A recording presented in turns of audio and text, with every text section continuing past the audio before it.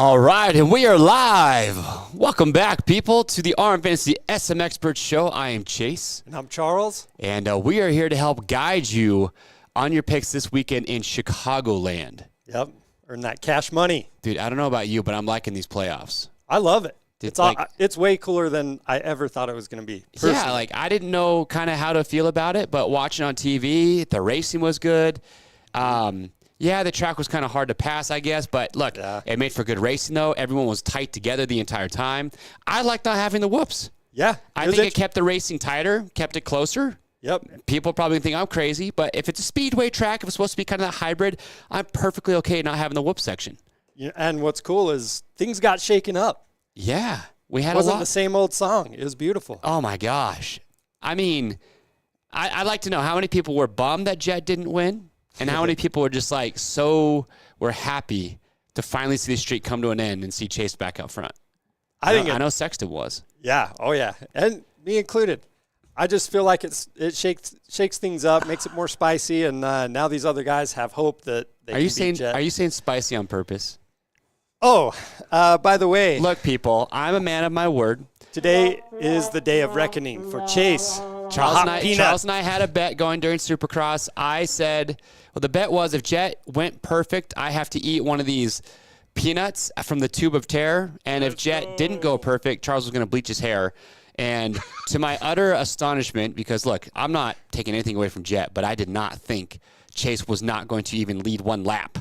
So, therefore, I'm going to eat a hot peanut right after Josh Hill calls in today, who I believe Josh Hill is one of the most underrated or well-rounded dirt bikers we have ever seen. Just go to his Instagram. Just watch everything that he does. Yeah. The dude was a 250 lights champ. He was the 450 points leader. He's won 450 races. But he can also do incredible freestyle riding. He can do anything on a dirt bike. He is just absolutely incredible. So he's going to be calling in today. And, it's going to see. But, so, dude, I'm just dreading this peanut so bad. Hey, Nick, how I've many eaten one of these Scoville is before. that thing?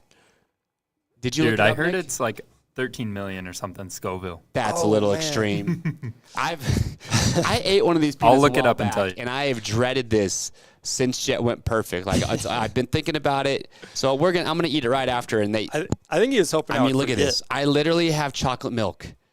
I'm going to go as long as I can without. We got to do a 5-minute some. burn at least. The problem is, I don't even know if I'll be able to talk or do the show if I don't have something in my mouth. I'm sorry, guys. I lied. It's 16 million on the Scoville. You freaking wrecked me in fantasy, and now you're going to give me a hot peanut to just cap it all off. That's what happens. Yeah. When you lose. Anyway, so going back to the racing, I thought it was great. I thought the racetrack was good. I liked the high-speed sections, had some rough sections, and it caught a lot of people off guard. I mean, look at Jett Lawrence in the first moto. Said his suspension was a little bit too stiff. They made it softer, but it was kind of that guessing game of what it was going to be like. And overall, I think that the track crew and the whole, Feld and MX Sports, I think they did a good job. Looking at Chicagoland, we'll talk about the track here in just a few minutes. I feel like this weekend's track is going to be even more motocrossy. Yeah. But it looks like there's a set of whoops. Kind of, I don't know. But the sand section, everything about it, it looks even more high speed. Yep. And it looks like it's just going to be. It always looks different in person than the track map. But yeah, but the sand section in the track map, it's like a mile long. It's going to be and sweet. It turns. There's going to be some carnage in there. Hopefully it's that bottomless sand like they had at, what was a Florida race I'm trying to think of? There was a race in Florida, Tampa, where they just had that sand section where the riders could not go forward. It was just so deep. So kind of crazy. I'm excited to see what's going to happen. But, let's get into it, though. Let's do a little recap here of, first let's talk about the prizes real quick. Oh, we'll do leaderboard. We'll do it. Prize and leaderboard. Here we are. I don't know how anybody got 112 points. So, Hog Wild, see ya.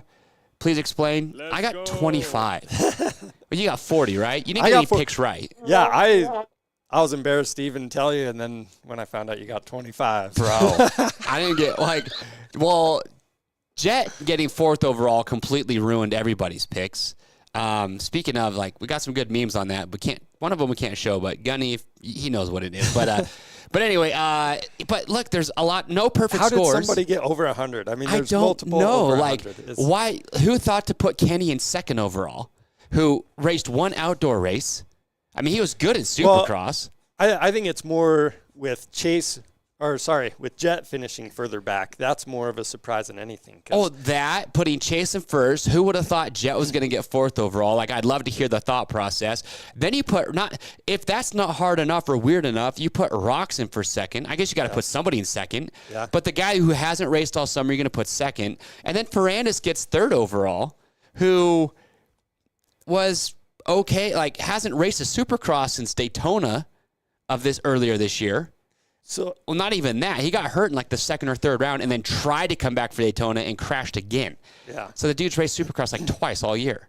Yeah. Well, I remember looking at qualifying times and I was like, some of these other guys look a little better on paper, but I had a good feeling about Ferrandis. I put him in fourth. But, yeah. So I was still off, but still had a good feeling just because I'm like, his endurance is there and it's a hybrid track. Yeah. I mean, Ferrandis to me, so the two, like, riders that stood out the most, I would say Ferrandis, definitely. I think he was a sleeper. Like, I expected Kenny to do good. Like, Kenny's a guy who can just show up. Like, when you saw what he did at High Point, you know that Kenny's going to show up and be a gamer, right? Yep. Ferrandis was a bit of a shocker. And then, obviously, Jett was kind of the big letdown, right? Yep. So, but the crazy thing was, though, if you look at lap times, Sexton had faster lap times and a faster overall average lap time than Jett in both motos. So Chase was just the better guy. It wasn't because Jett didn't start out. Now, if Jett starts in front of Chase, that's a different story because they were very close. But can you make the pass? Where do you make the pass? But it was the first time that we saw Jett, and we have the highlights. Just, I'm not going to say come unraveled, but he got passed by multiple guys in that first moto. And him even trying to pass a guy and then getting passed back. He has not experienced that. So it was cool to see. It was a big shakeup. I really liked it. What did you all think of it? Did you like the track? Did you like the racing? I thought it was great. But, so cool to see. Excited to see what's going to happen. I think Webb, it was his home race, first race on that bike.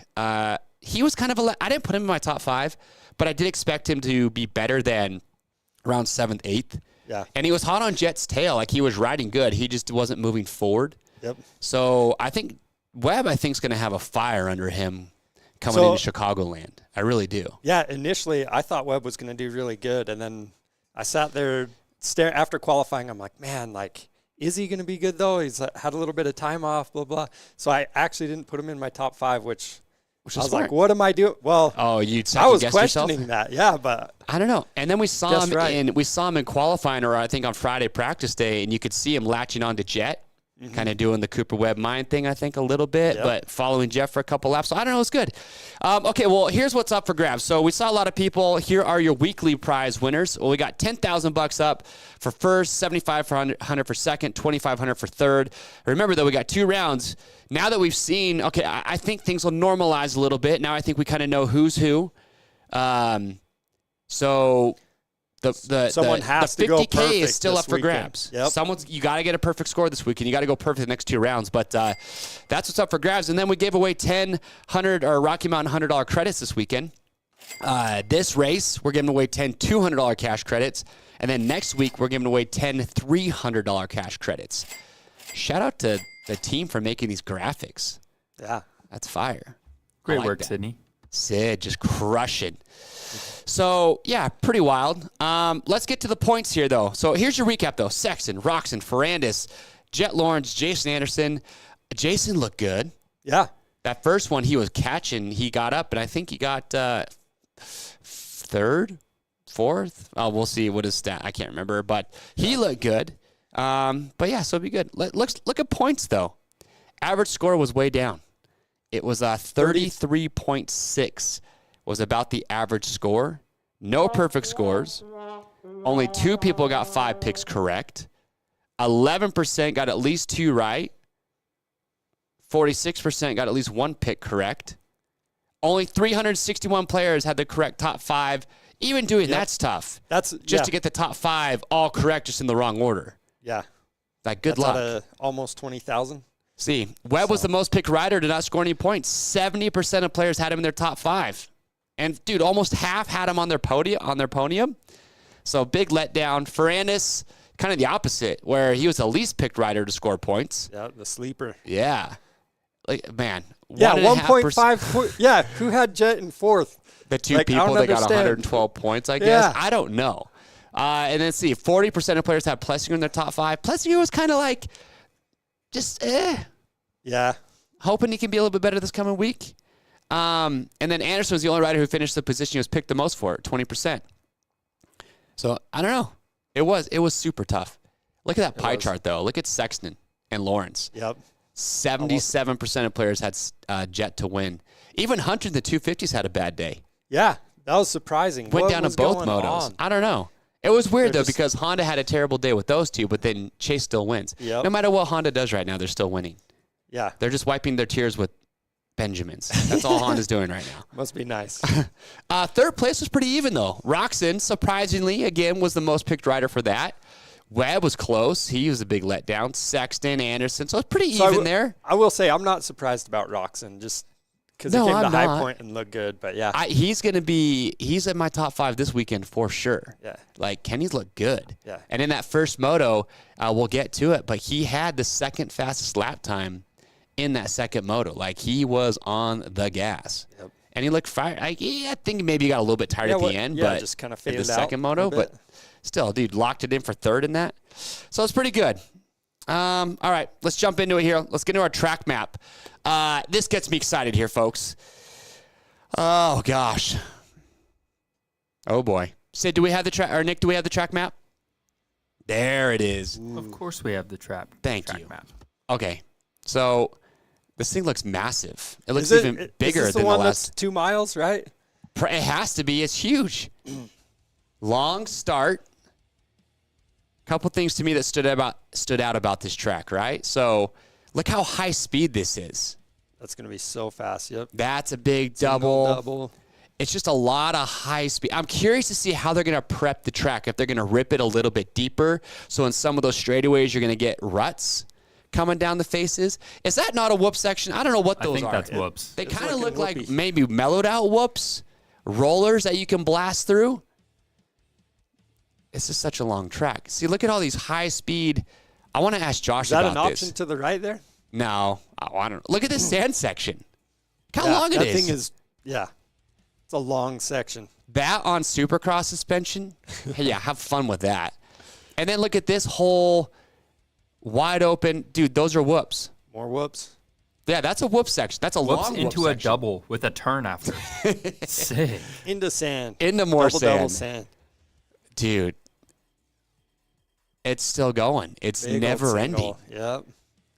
And it's just so high speed. Wow. Yeah, it's crazy. All the singles on this. There's a lot. Yeah. Well, they got to do something. But look at this. This will be, without a doubt, the fastest track these guys have probably ever raced on Supercross suspension or what. I don't know what they plan to do. So it seems like a track that, other than that whoop section, there's no. What I noticed though is that with this track, there's no rhythm lane. Well, was that last one they went through? Was that kind of a rhythm, or was that more whoops? That was just like big rollers, but that was not a rhythm lane. So this weekend, I feel it's going to be quite a bit different for suspension setup, because there's no rhythm lane. Because last week, all the riders were talking about how you had to have Supercross suspension just because of that one rhythm section. Yep.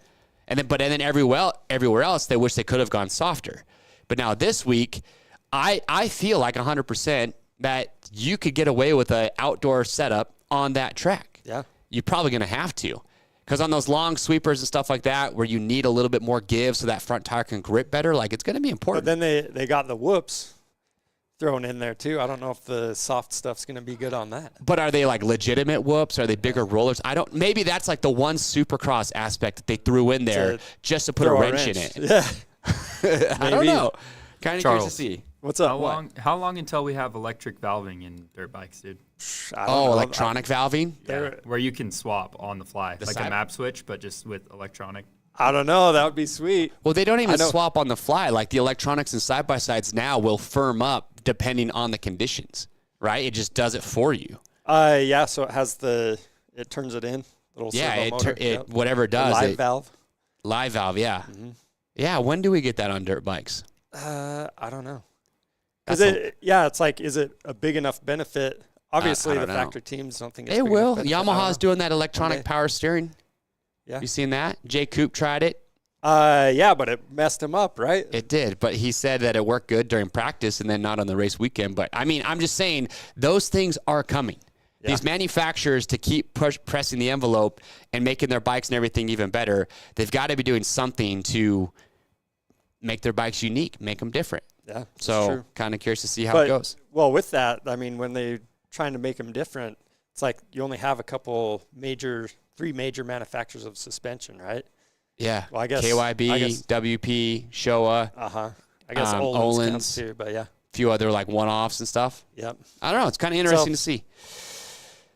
The track map shows them flat. You talking about the whoopies? The whoop-de-doos? I don't know. So anyway, I'm excited to see how it's going to race. It's going to be interesting, but I think it's going to race a lot different than the last round just because there really is no rhythm lane.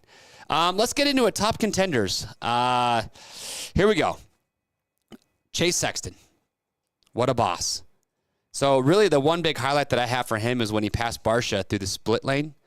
Because Chase didn't do a whole lot of passing because, I don't know. Okay, starts last round. Went 2-3, finished 1-1. Yep. Led 16 laps in Moto 1, 7 in Moto 2. Look at that. His average lap time was 0.8 seconds faster than Jett. His fastest lap time was 0.8 seconds faster, 0.6 seconds faster in the Moto 2. Dude, I mean, good for him. I think he needed this. Yeah. Huge confidence boost. We need to get Chase to call into the show to figure out why he was so much more comfortable on his Supercross bike than he was his outdoor bike. Because he talked about that a lot in the interviews after the fact. Yeah, even beforehand, I just remember him talking about being excited to go to a more Supercross style setup. Well, I guess they run some like Jett runs, or his Supercross bike has like a bracket welded to the frame to stiffen it up a little bit that he wasn't running in outdoors that he says he probably should have. I don't know. Hopefully we'll get some more details. Yeah. Okay, so Jett Lawrence. Do we have the highlight of Chase? Sid's working on it right here. Here it is right here. See, I love this split lane. Yeah, it was awesome. And it was cool because it worked out both ways. Yeah, because some parts of the day it seemed like one way was faster than another. And then it would switch a little bit. Yep. So, yeah, I thought it worked out really well. And it was cool because every time you'd watch the guys split, you kind of held your breath for a second like, who's going to get there first? Yeah, and are they going to come together? Yeah. I'm surprised it didn't happen. I thought for sure somebody was going to jump onto somebody or clip a rear wheel and go down. Yeah. All right. But, yeah. Jett Lawrence, again, very uncharacteristic day for Jett. If you ain't first, you're last. Starts were 6 and 8. So that's like, dude, he didn't have. Yeah, what was going on? He didn't have one moto where he started that bad all outdoors, and then 2 in a row. You're just like, dude, Jett's buried twice. His finishes, he went 7-2, but in that first moto, he crashed in qualifying, but then he had a crash. So this is a qualifying crash. Kind of slid out a little bit. That looks so greasy. Oh, that track, it looks tacky, but yes, it's very greasy dirt. Jeez. Okay. So he had that. And then, we started to see things like when he passed Kenny, and then Kenny passed him back. Yeah. I wonder if Jett, that like kind of mentally like flustered him a little bit just because he's not used to see, there's that split lane again. Yep. So sick. So Kenny passed him right here. Jett got him. But then Kenny passed him back. Yeah, see, no rhythm lane like that this weekend. Nope. So, like right here. It's like Kenny hit the boost gas. right there. Yeah. Yeah, so, okay. Yeah, I like that. Let's see. And then Jett crashed in this main. Kind of had that little tip over. Another little highlight we got there. Oh, we don't have that. How about Jett's pass on Roczen? We got that. I just thought this was a baller pass when he passed Kenny right here. Oh, Sid. Psych. Oh, okay. All good. Anyway, so he had the second fastest average lap time in Moto 2. Again, just a little bit behind Chase Sexton all day. So he's tied right now for second place in the SMX standing. So he's 12 back from Chase. And that's another thing, too, that I like about these playoffs. The seeding does matter. It does. Right? So now Chase had that 2-point or however many point gap over Jett. But instead of having, whatever the points gap would be from first to fourth, he's got a little bit extra on that now. So, yeah, I'm curious to see. Yeah, last round was only the fourth round that he didn't get a whole shot so far from outdoors all the way through. Wow. Okay. What about AP? What do you do about this guy? Do you throw him in there? I don't know. I don't think I'm going to throw him in there. I think he's really good, but I don't know if he quite has the speed of everybody else. I mean, starts last round, started 4th, and then 9th. His finishes were 5 and 6. Yeah, I mean, his average lap time he's a little bit behind Ferrandis. Yep. Starts were, he was just okay. Like, nothing about his performance is going to make me think, okay, he's going to turn around this week, and you should put him in your top 5. No.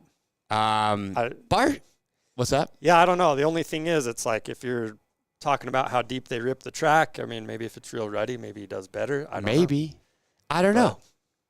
Yeah, I think these other guys got him, though. Yeah, I do. Just from a raw speed perspective, we'll see. All right, Ken Roczen here. We just showed him the pass that he had on Jett. Do we have the Roczen pass on Barsha? Another little highlight, little pass that we liked here. Oh, what do you know, dude? Split lane. Watch Kenny cut underneath him right here. I'd be real nervous if I was Kenny. Oh, that's sick. Yeah. Barsha was kind of a letdown. Yeah.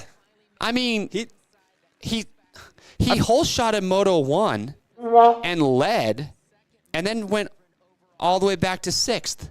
Yeah. And he just raced him outdoors. I wonder if he was just way off with bike setup. Could have been. But, I mean, the second moto wasn't really any better. He went 8. Could be stamina, too. I mean, he hasn't been racing You think so? Right? I don't know. I have no idea. The last few rounds there, so. I don't know. I did expect him to do a little bit better, but yeah, it is what it is. And Josh just texted me. He said he's working on it. Yeah, I don't know. I expected more of him. But, dude, Kenny was, not as big of a surprise as Ferrandis, but still, the dude was balling out. Starts last round, so 7-1. And that's the crazy part is that in Moto 1, started 7th, and he came up to 3rd. Yeah. Led 10 laps in that second round, had the same average lap time as Jett. See, this is what we talked about. It wasn't going to be as easy for Jett. You put on a Supercross track, a lot of things changed. Up. Yeah. Oh, for sure. Average lap time was, it's about 0.8 behind Sexton. But, I mean, he was right there. Him and Anderson both made up 4 positions to finish in the top 5 in Moto 1. So, yeah, I don't know. I mean, are you going to throw Kenny back in your top 5 this weekend? I am for sure. You have to, right? Nick, what are you going to do, dude? I'm going to put him in my top 5. One of the things that he said on the podium, too, was he was like, when I had those guys behind me, they were just so much faster. So I don't know if I'd put him in 1st or 2nd, honestly, but he said they were so much faster? Yeah, he was being humble about it on the podium. Yeah, I don't know. That was kind of cool. Here's the only thing about Kenny that kind of, I don't know. Kenny will openly admit that, when him and Sexton go race, Sexton's just way faster than him. I don't know if you're to be in that championship state of mind, I don't know if you want to be thinking like that, telling people they were just way faster than me. Yeah, I don't think so. It kind of makes you feel like you mentally, he knows I'm not going to beat those guys, but I could get 3rd. Is that his mentality right now? I don't know. I mean, he did win that Supercross. Well, and he led 10 laps in Moto 2. Yeah. So, I mean, he's got speed. So my question is more of a stamina thing than. I think this weekend, to be totally honest with you, I think whoever can nail their suspension setup the best is probably going to have the best day. Because I just really don't feel like you're going to be able to run that same setup at all. Okay, let's get to Jason Anderson here. So look at Jason Anderson's pass. So he was another rider that caught Jett and passed him. And I kind of wonder, I don't know, see how people feel in the chat. Did a lot of these guys like Anderson and like Roczen, do they see that number 18 and they want to prove a point to say, that was a sick pass, dude? I know. Anderson, I was so pumped. I like these tracks for Anderson because I feel like Anderson is a sleeper for this coming weekend because he rode good this past week. I was expecting a little bit more, but he rides so loose that a high-speed track like this one or what we're going to get in Chicagoland, I just kind of really feel like it suits his style. Yeah. So I could see Anderson being really good this weekend, like a podium guy. He might be your sleepy podium pick. That's tough, though. Yeah. No, I think you're right. Raw Speed is going to win. Anderson this week. Got a poll up there. Anderson this week. You didn't even give him a first place, dude. You just that's so mean. You just started with second. That's pretty rude. I could see him on the box though. I really could. I could see Anderson getting on the box. Dude, how about Anderson almost dying though? Sid, show this. Oh highlight. yeah, that was so crazy right here. Oh, they didn't even talk about that in the broadcast. That's the scariest thing you could do on a dirt bike, and they're going so fast. That's what happens when you're trying to wheelie over bumps, is if you don't get the front end up high enough and you let off too early, you will go OTB like this. You guys silly? I think that is the one section I got off the couch. I was like, oh. You saw that? Yeah, I was so nervous. Gosh, that's scary. Very scary. Okay. Starts last round, so 8-4. So he needs to clean up the starts, but he did go 4-5. Like, he didn't go backwards. He either moved up. Okay, he went backwards one spot in Moto 2, but he moved up 4 spots in Moto 1. That's more than most guys can say. And look at that. His average Moto 2 lap time was only 0.1 seconds behind time, or his average time for Moto 1. I don't know, man. He's right there. Like I said, I think he's a sleeper pick for the podium. Had the 6th best average start, which is average lap time 0.4 seconds behind Lawrence and Roczen. Yeah. So I mean, he just top 5. You've got I feel like you got to put Anderson back in your top 5 this weekend, but I feel like he could move up a few spots. Yeah. 4th or 3rd is where I'd put Anderson this weekend. I probably contradicted myself because I can't remember off the top of my head right now where I put him, but we're going to talk about it. All right. Hey, see. You skipped my boy, Ferrandis. Oh, did we? Ferrandis. Oh, I'm sorry, dog. Let's get Ferrandis. Look at that. A lot of people have Ando for 4th. Kenny's going to be the number 1 pick for 3rd. Guaranteed. I think so. But where do you put Ferrandis then? 4th? Yeah. There's no way Jett gets 4th overall. He's 3rd again. or 4th. Okay, Ferrandis starts last round. He started 5-5, finished 2-4. Yeah. Dude was on the gas. Oh, yeah. Looking good. Got the stamina. His average lap time was good. He's only 0.2 seconds behind those two guys. He finished 3rd overall in 5 of the last 12 rounds. So, I don't know. Still does have a ride for 2024. Yeah, what's going on there? I don't understand. I don't know. I heard he's been talking to Suzuki, Hep, whoever, but it's one of those mysteries I don't know if we'll ever get figured out. So hopefully he gets something. But, dude, I mean, Sid, do we have the graphic for the payout? Even if you're not racing for another ride for next year, you're racing for cash. I mean, Ferrandis has hardly raced all year long. He's been getting those 3rd-place podiums, but, dude, he gets finished 3rd overall in this series. It's $250,000. Like, I think we're forgetting how much money is on the line. Yeah. I mean, shoot, if you get, 8th place overall after 3 races, 100 G's? Not a bad 3 weekends. That's what most of these guys probably outside, 8th and worse, these riders that's probably like their yearly salary. Yeah. For a lot of these riders, they don't even know what $100,000 is for the privateers and stuff. Like, it's a lot of money on the line, so it's cool to see. Make it in 3 weekends. Okay. What's up? Yeah, no, I just feel really solid about Ferrandis. I mean, he rode great in the outdoors and just all right, I'll get off my horse with that. But he's been consistent. No, he has been. Well, and the reason I bring that up is like qualifying, he didn't look that good. I think he was just like a sleeper or something. But yeah. All right. Oh, Josh Hebner, I heard, is in the chat. Mr. Want a bike? Oh, what's up, Josh? 1st place. All right, so Josh Hill said he's driving through some bad service, so he'll be like 5 minutes when the service is better. Hey, he's just procrastinating my peanut, so I'm all right with that. You text him to call later. We're going to be done with the show by the time he gets off. I'll have to save it for next week. Did we already talk about Webb right here? No. I mean, we chit-chat a little bit, but this is You guys silly? Starts last round, 10th and 7th, finishes 8th and then 7th.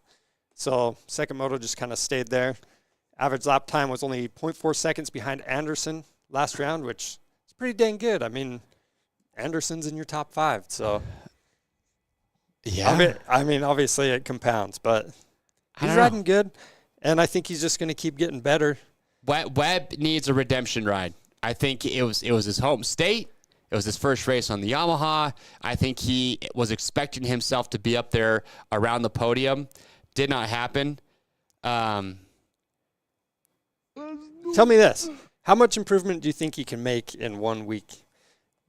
And the only reason I'm saying this is I think Webb was just expected more. I think he was a better start away from being in the top 5, no problem. Because you watch the moto, like he was running behind Jett and those guys, like he was in tow. Yeah. He didn't get good starts though. So a good start, and he's in your top 5. I'm not gonna. Dude, not your top 5, but a good start could get him in the top 5. I think Webb's just. All of these guys are just a good start away from being a top 5. Yeah. Barsh is kind of a mystery just because he did fade back, but all these guys are in the running for a top 5. It's just starts, man. Yep. But I don't know. We'll see. Guys, we got the man. All right. Well, let's put a break on things, folks. He's here. We got Josh Hill on the line, who is undeniably, in my opinion, one of the most talented, well-rounded dudes that's ever ridden a dirt bike. And he's right here. Josh, how are we doing? Oh, his service is lagging. He's driving to the airport right now. Somewhere out in the boonies of North Carolina. It was better when we had it on the back end. It was better. It was at least like we could see him moving. Okay. Hopefully we'll get the service here. Just had a good intro for him. Yeah. We'll get it there. Well, maybe Josh, he didn't like it. I don't know. Are you there, Josh? He is a happy dude. That's one thing I can tell you. I mean, he is excited to get on that plane. We're gonna get this. We're gonna get this. Man, I feel bad. He had his wife drive so he could get on the Zoom. Just can't predict. Man, we're gonna have to get it. Okay, we'll get there. We'll keep cruising through until we get him on. Hey, maybe we try calling him and see if that works better. You want to try calling him? I don't know. Well, should I Bluetooth up, Nick? Let's Bluetooth it. Okay, Bluetooth is on. Let's scared. Connect here. Cool. I think we might be good now. Oh, wow. Oh, I got you, Josh. Can you hear us? What's going on, guys? Oh, there he is. We can hear you talking, but can't get your video feed, but we'll work on it. Did you hear my intro? Hey, maybe go audio only. I couldn't hear anything, man. I'm sorry. I'm just. Nick, let's try the phone call route. Yeah, if we can do audio. Okay, my Bluetooth is on, dude. Roadcaster Pro. Hey, while you're doing that, I just want to talk about Cianciarulo. What about him? Nope, we are not talking about him. Is he on? Here he is. Okay. There he is. We're gonna give it another try here. Josh, you got us. I can hear you guys now. Okay. What's up? Dude, my intro for you was so good. I said you're undeniably one of the most talented, well-rounded guys to ever race a dirt bike. All right, Nick, we got no choice. Speechless. We are going for connect me to Roadcaster Pro here. Is your Bluetooth on? Says it's on. Sorry, folks. Chase's calves are blocking the signal. Why do my calves always got to get thrown into this? Why is that always the problem? They're facts. That's why. All right, let's see if we'll connect here. I blame Zoom. All right, I'm connected. Let me see if I can call him. Let's see if he gets better service if I just call him here. Okay, Chase, give him a call. Calling him right now.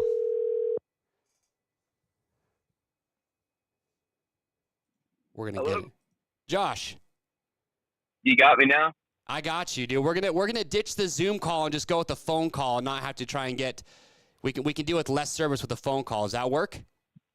That's great with me. Sorry about that, man. My service is. I'm driving through North Carolina. Hey, it's all backwoods.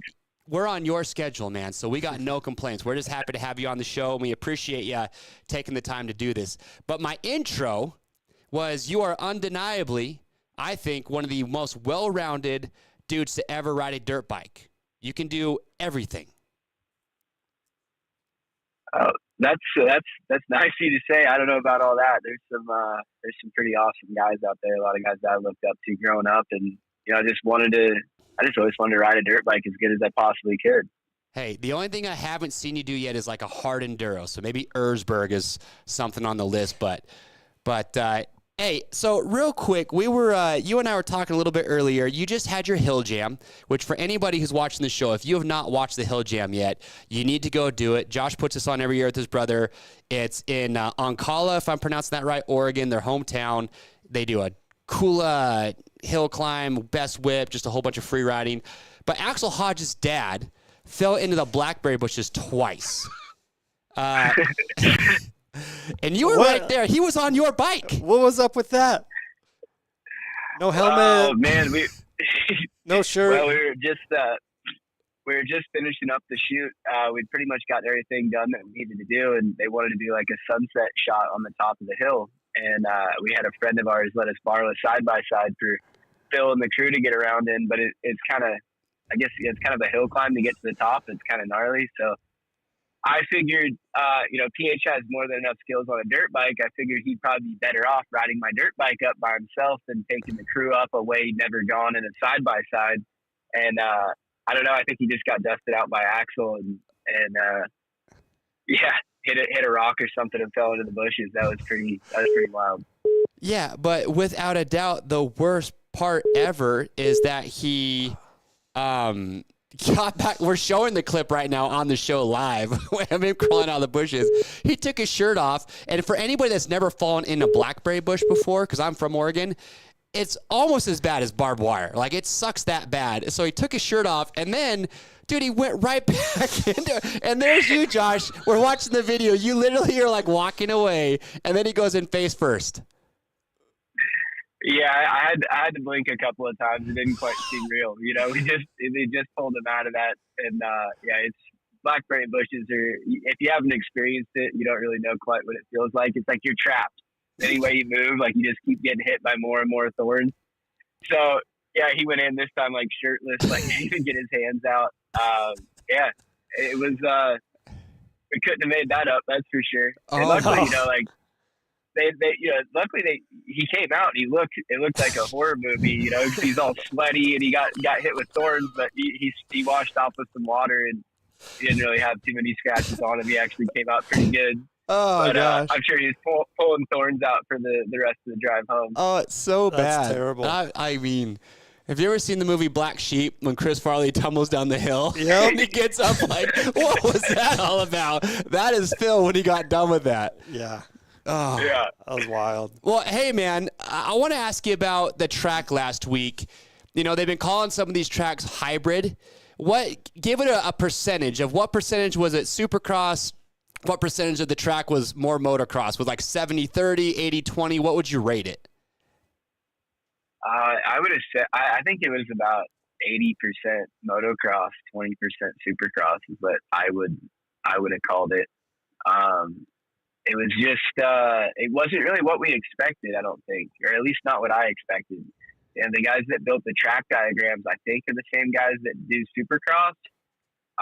And looking at the track diagram, I thought everything was going to be a bit more peaked up and like where they just had like rollers and things. I thought they were going to be more of like rhythms. Uh-huh. So yeah, I kind of showed up with this Supercross, like a Supercross setting, hoping it would work. And it was definitely it was tough to ride a little bit. It's tough to carry speed, and you got the 22 best guys in the country, or that, maybe even in the world, racing this. And if you're not completely comfortable running those speeds around the bumpy sweepers, it was a long day. Yeah. Do you just feel like when you have such a stiff setup like that on that type of track, do you just feel like your bike has no stability because it's just deflecting versus soaking things up? It's good in some instances, like you're able to launch out on singles, you're able to, push into jump paces, but, and it didn't seem that bad. My setup didn't seem too terrible, like on Friday practice, because the track was kind of dry and kind of hard packed, didn't really get rough yet. Mm-hmm. And, there was the one rhythm section and the finish line jump was kind of steep, but besides that, everything was pretty flat and laid down. And I was like, oh man, maybe I can just keep softening this stuff up and make it work. But first moto I struggled, and second moto I struggled even worse. So this weekend, I think you'll see a lot of guys taking a different approach to it. With like the factory teams, not to make excuses or anything, but like the factory teams, if you show up first practice, it's not what they want. they can start making some big moves, you know, and that's one of the key things about being on, you know, one of those factory squads is you're able to make adjustments right when you need to. And we kind of showed up, me and my brother showed up and knew we kind of had the wrong setup from you know, the beginning of the whole week, the first practice, and knew we just kind of had to ride through it to the best of our ability. Right on. Yeah. But then looking at the track map from this week, it looks like all of it seems more motocross, but then it looks like they threw in a whoop section. So you're just like, okay, it's kind of the opposite of last week where, you know, you had to run a supercross setup just because of like maybe the one rhythm lane. But now, I mean, have you looked and studied the track map all that much yet? Well, I looked at the track map and I seen they had a couple of whoop sections, but yeah. I don't know if those are going to be whoop sections like we had last week or if they're going to be like real whoop sections. Because last week they were kind of like stutter bumps before the triple. Right. Yeah. So basically, I don't know. I've got a few different suspension settings this weekend. I've got the guys at Enzo made some adjustments for me. They're sending some stuff in. I should have it for first practice tomorrow. I've got my Supercross stuff, and then I've got a little bit of a softer Supercross setting as well. So I'm kind of I've got everything that I can throw at the bike ready to go on the truck this weekend. Okay. To walk the track and then see what we got and just try to make the best judgment. You know, it's what I guess the way they're building the tracks. I don't know if anybody's got a perfect setup. It's just trying to find that fine line of where you can make up time and where you can lose the least amount of time with, you know, say if you went to a softer setup. Right. So it's what you're getting. Like, I get it. It's like what you run, what you brung. Well, it's like we're like figure out what you're going to give up the most and figure out which is worse. Like you want to.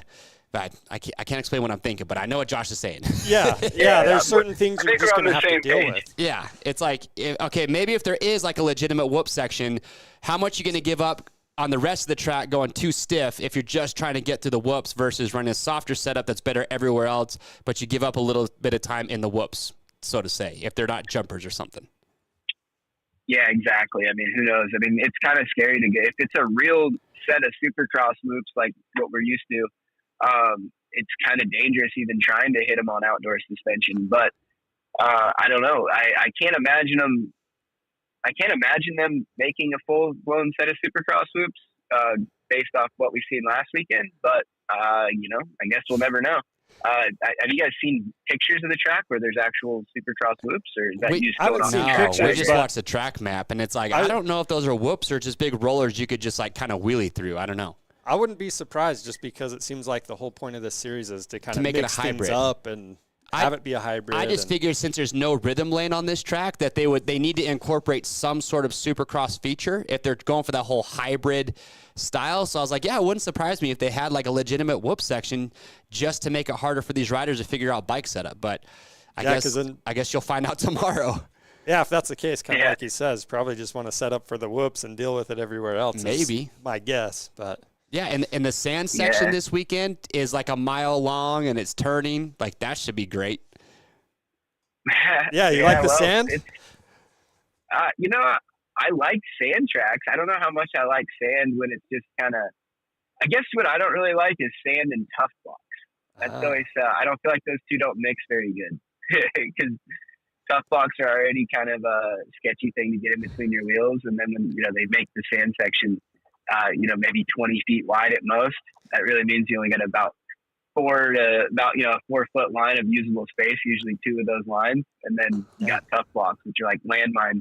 Yeah. So, hey, we all got to ride it. It's all, you know, it's the same for everybody. So just, I don't know. Some days you get out on the sand section and you love it. And some days you get out on the sand section and you just, you feel like you're waddling through it. Okay. Well, I mean, I hate to say it, but the Rocky Mountain Tough Blocks have claimed more than a few victims this year between Supercross. I played the fifth. I love the sand. It mixes things up. But, hey, can we pull that track map up one more time? As a spectator, yeah. Oh. Sorry, Josh. And I don't know if you've looked at the LA track, but you go that big step up, and then you come back around, and you drop back in, and dudes are going to be flying off the top of that. You're landing into a sand section. I don't know if you've looked at that yet, but It looks gnarly. Yeah, that gets so rough. Yeah, that's gonna be pretty fast. I think. The Coliseum I always wanted to race in the Coliseum. I was actually about to race in the Coliseum the year I got jacked up getting ready for X Games. We were gonna race in there. But now I'm excited for that. I grew up watching all the Coliseum races, and I'm excited for it. Now, forgive me for my lack of research here, but weren't you the points leader, or you were in the championship hunt when you did have the leg break for Speed and Style? That year I was at one point in the series. I think it was like 7 or 8 races in. I was tied with Dungey for the championship lead. So yeah, that year was going pretty good. And then the following race in Atlanta, I ended up breaking like 4 ribs and having a pretty decent knock to my head. And yeah, I just kind of struggled to keep going at that point of the series. And then in the off season that following year, I wasn't only racing Supercross only. I wanted to learn how to flip. I was going to race X Games, Speed and Style, and Supercross. And yeah, the week before X Games, just had that big crash. Jeez. Well, yeah, I've seen that crash. I don't relive it, but that was a bad deal.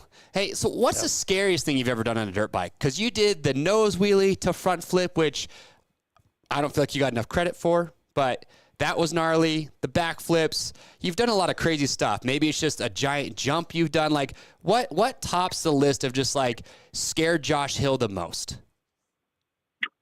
Is that possible? I mean, I think it's anytime you get on the line, it's like equally as scary as anything. Really? Getting on the line with 22 guys and charging into wide open into a first turn that bunches down to about 20 feet.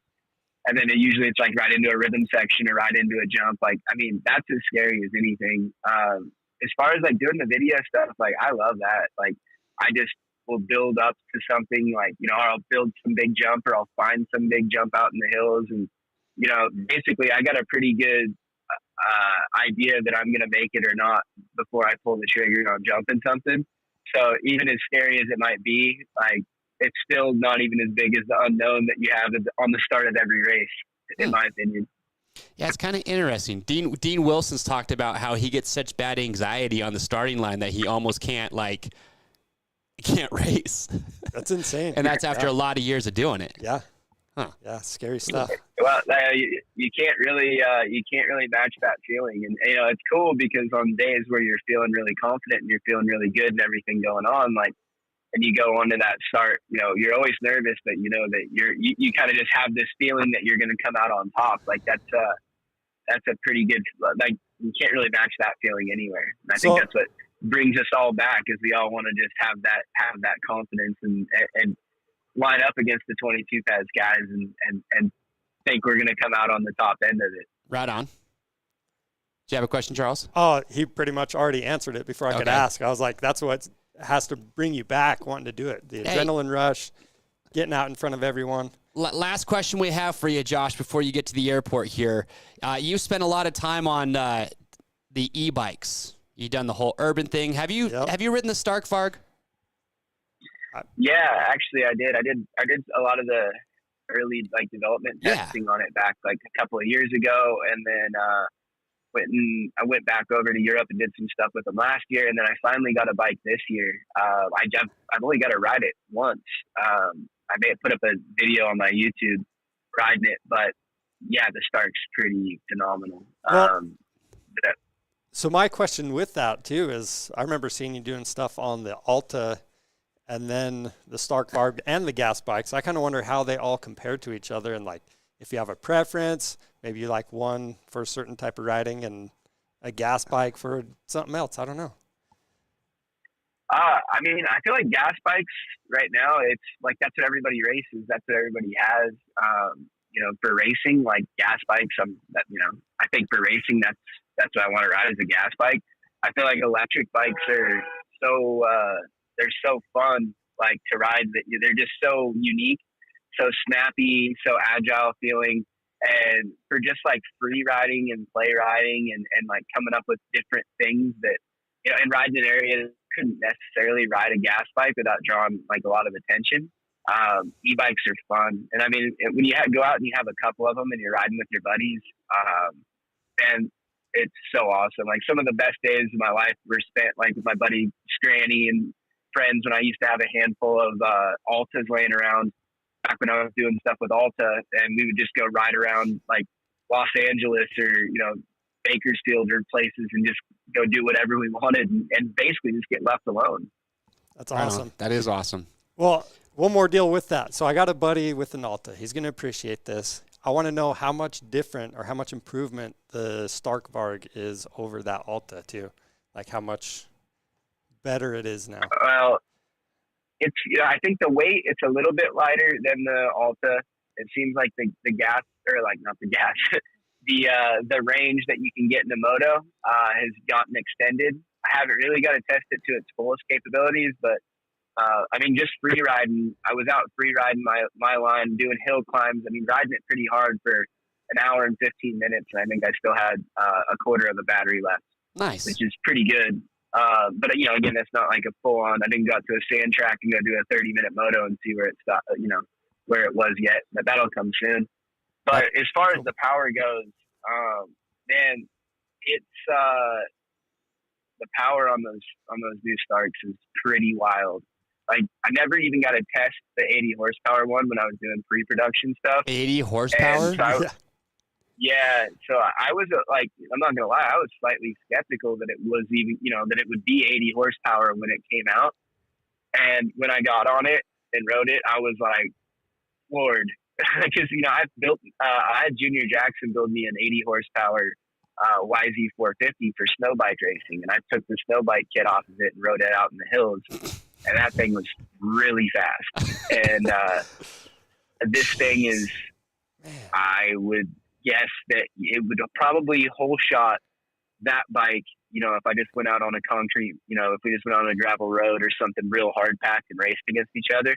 The only thing is you can't really compare the power bands entirely from gas to electric, because gas bikes have way more motor components and things like that that are constantly, rotating mass that pull it through soft sections or uphills or, when the bike's under a drag. Yeah. Where, the electric bikes have a smaller motor that it's all getting pulled off of the battery. So sometimes when you get into deep sand or you get into mud or you get into something thick, the bike gets loaded down a little bit more. It won't have that same power feel as a gas bike. Gotcha. But, that being said, like you put this on the most powerful mode and it's probably going to beat in 450 or it's going to be competitive with the 450 in just about any circumstance from what I can tell. Dude, that's awesome. Cool. All right. Well, Josh, we appreciate taking the time to do this. We know you're very busy, headed to the airport. You've got a race this weekend. I expect your results to improve a lot just because now you've got, sounds like, different suspension settings that you can be able to try out. And, this guy's just a baller, dude. Like, go watch, if you're watching the show, go watch Cam Zink's mountain bike jam I just watched the other day. Josh is throwing down on a dirt bike, and then he hops on a mountain bike and also crushes it too. Yeah. Like, he just does everything. He's good at everything. Must be nice. I just love two wheels, man. That's my only hobby. Like right. That's it. All right, man. Well, awesome. Hey, best of luck this weekend. We'll be watching you, rooting for you. And again, thank you so much for taking the time to call in. Yeah, no problem. Thank you, guys. All right, thank you. We'll talk to you soon. All right, see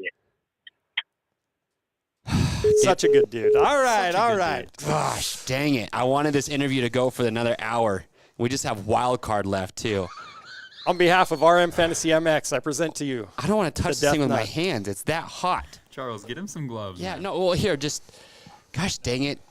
Yeah, we got gloves. You got gloves? All right, we got to do wild card. So while I'm suffering, do the wild card. Okay, wild just card. Just one, right? Just okay, one? wait, one thing. What? For everyone at home. Couple. That's a half a peanut. That's a full peanut. Chase is legit. Like, you need to wear gloves when you touch these things. I'm serious. Like, that's how hot they are. You don't rub your eyes with the hand after you eat one of these things. Comment in the chat. I think that's half a peanut. No. Shut up. Do a double. Do a double. Okay, that'll be good. That's enough suffering. So. Here, wait. We're going to film it, too. We're going to film it on our phone. I hope you all like this for your entertainment. You ready? No, Chase, wait. Nick, we gotta get the show going, dude. Oh, okay. I scored 25 points. Robert's asking. Okay. Gosh, dang it. It's tasty, huh? Okay, let's get to the wild card. Okay, wild card watch. So 12th place this weekend. We've got Noren. So his starts last round were 13th and 11th. His finishes were also 13th and 11th. I told you I was going to hiccup. Tied. Charles, He's tied with Harlan wild card watch. for the 10th best average. I know how bad this hurts. I've done it before. It's pretty terrible. But anyway, Freddie Noren, he's going to be a great pick. I mean, he's going to be right in there. Phil Nicoletti. We're going to kill Sheesh. Chase. You want to take Phil Nicoletti real quick, Chase? Starts by Moto last round, 2010. It is 14-13. Tied with McElrath. Dude, it's my ears. Tied with McElrath and Wilson for 13th. He did win the LCQ, but he does have to go back to the LCQ for this week. Yeah. Oh, Dang. it's in my ears. So, yeah, moving on. We got Ty Masterpool. Man, he's been riding awesome this year. And starts last round, 3-2 finishes 11 and 12. So he's right there, tied with Sexton for the best average starts last round. But obviously moved back. My ears. So here's what's crazy to me. So Ty Masterpool, I don't know if I'm going to have him in my wild card just because they were talking about the appendicitis. Jeez. Oh. Do we need a medic in here? What's the time at? We at 30 seconds? Tied with Nichols for 11th fastest average lap time last round. Had a faster overall lap time in Moto 2 and Moto 1. Nichols, Masterpool is good, but he did have that appendicitis. Jinx. He's just on. Screw you. He's just on that antibiotic or something, right? Trying to push it off. So I think that's going to mess with him. At lunchtime, by the way. It hasn't even. It's only been 2 minutes. That's respect. Nice work. All right. Are we still talking about Masterpool? I think that's it. I think he could be a good pick, but I'm a little iffy on him just because of the appendicitis thing. March Banks, his starts last round, 19th and 14th for a 10 and 9 finish. Made 7 passes March per moto. Banks was underrated for his ride. Yeah. How good he rode. Oh, what the hell is in those things? I can almost feel the pain from here. You've eaten This like is brutal. 7 or 8 or 9. I ate 9 once, and it was the worst decision I've ever made. So March Banks, he's a better start, but he's a good pick for the wild card this week. Like, he really is. Like, he didn't finish worse than 8th in all of MX. His start sucked, though. Yep. 19th and 14th. Not so good, but yeah, he was able to move up in there. Okay, Justin Hill. He went 15-15. I don't know. He had the 12th best average start. Hopefully him and Josh sort out this suspension thing. Yeah. And they have better results. Because Justin, you remember him and Josh were battling for top 5s at the end of SuperCross. So you know they're good. Yeah. Oh, my God. Yeah, if they get the bike figured out, he's going to do really well. So he could be a great pick as well. What was that sound? I've never. Interesting. Oh, my gosh. Brenton promised he was going to eat one of these. Brenton, I know you're watching this. You ain't backing out. Okay, so Justin Hill's good. Yeah. All right, let's lock him in, Chuck. Those are the wild card picks. You guys can see the stats. Here we go. Freddie Noren, Phil Nicoletti, Ty Masterpool, March Banks, Hill. Those are our 12th pace top picks according to stats. Yep. Who are you going to pick? Stats. So for the wild card, I'm going to go Noren. He seems like a safe bet and consistent dude. I think I'm going to put him in there. Okay, let's lock him in. So, dude, when I first ate the peanut, I was like, oh, dude, I got this. But after like 30 seconds, see, when I got to my throat, my ears, it just gets worse. You didn't know you could have all those senses back in there. My nose is running. It's almost like needles everywhere. No. Right? Yeah, and you ate 9? Yeah. It was bad. Okay. Okay, so locking him in. I've got 40 points from last weekend. This week, I'm going Chase Sexton. Okay. Ken Roczen. Surprise, surprise. I didn't pick Lawrence. Weird. Lawrence for third. I just feel like Roczen was real consistent, and I like that. And maybe he's going to improve for this week. Fourth place, Ferrandis. Solid pick. Anderson, he might do better than fifth.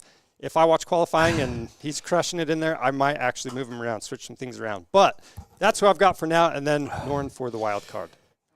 All right, here I go. I got Sexton, Lawrence, Roczen, Anderson, Ferrandis. I have Nicoletti for my wild card. Yeah. There you have it. Comment your picks in the chat. We still got to do promos for the stadium after this, Charles. Oh, this is going to be great. I know. I'm on the tail end. The milk, I'm on the tail end. My mouth is still on fire, but my ears don't feel like they're bleeding. Let's do a quick, couple quick memes from the Discord, please. Hope you all enjoyed that. That sucks.